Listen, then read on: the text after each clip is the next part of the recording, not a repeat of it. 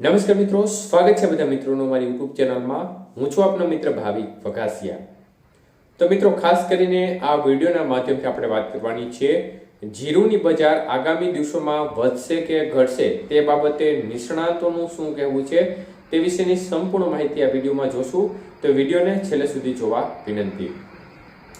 તો મિત્રો, ખાસ કરીને આપણે જીરુની બજારની સ્થિતિ જોવા જઈએ તો ગત વર્ષે સ્થિતિ એવી હતી કે જીરુનો પાક તૈયાર થયો એ સમયે બજાર સારી હતી, પરંતુ જેમ જેમ બજારમાં આવકોનું પ્રેશર વધ્યું તેમ તેમ બજાર ધીમે ધીમે તૂટતી ગઈ હતી.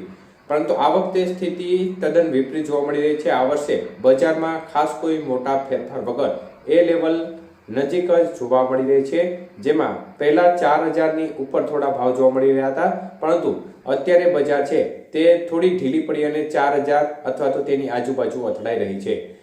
તો ખાસ કરીને હાલ જોવા જઈએ તો જે જૂના જીરુ છે તેમની આવકો પણ આ વખતે થઈ રહી છે. સાથે સાથે જૂના જીરુની આવકોના ભાવ છે તે 3500 થી 3750 રૂપિયા મળી રહ્યા છે.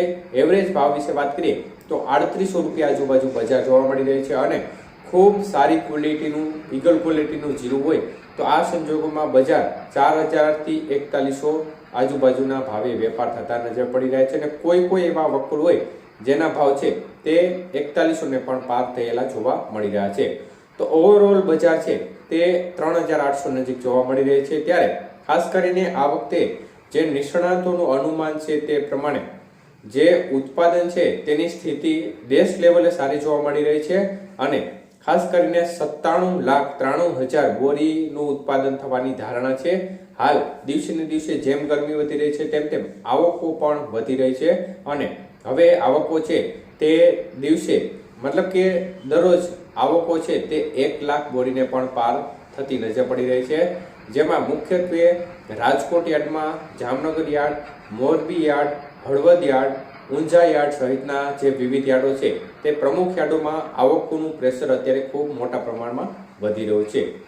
એટલે જે નિષ્ણાતોના કહેવા અનુસાર આ વખતે નિકાસ વેપારો સારા થવાની સંભાવના છે, પરંતુ ગત વર્ષનો જે કેરી ઓવર સ્ટોક પડ્યો છે તે પણ 25 લાખ બોરી જેટલો હોવાની સંભાવના છે. એટલે આ વખતે જીરુની અછત થાય તે પ્રકારની શક્યતાઓ તેઓ ઓછી માની રહ્યા છે.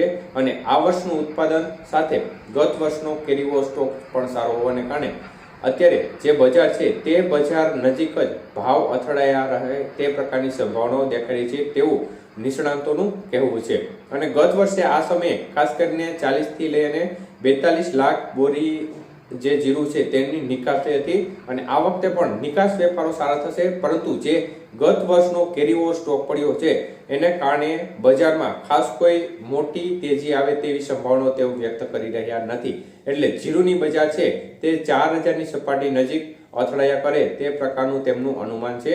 અને આગામી સમયમાં જો જીરુની આવકો હજી પણ વધશે તો આ સંજોગોમાં બજાર થોડી દબાઈ તે પ્રકારની સંભાવનાઓ પણ તેમના દ્વારા વ્યક્ત કરવામાં આવી છે. એટલે મોટા ઉછાળાની શક્યતાઓ તેઓ વધુ વ્યક્ત કરી રહ્યા નથી. મુખ્યત્વે એનું કારણ છે કે આગામી જે વર્ષનો કેરીઓ સ્ટોક છે તે હજી પણ ખેડૂતો પાસે પડ્યો છે અને તે જૂના જીરુની આવકો પણ અત્યારે માર્કેટમાં જોવા મળી રહી છે. એટલે જે પણ મિત્રો ખાસ કરીને જીરું વાવેતર કર્યું છે અને તે સારા ભાવની માટે સાચવીને બેઠા હોય તો આ બાબતના આંકડાને ધ્યાનમાં લઈ અને ચોક્કસપણે તમારે વેચવા અંગેનો નિર્ણય કરવો જોઈએ.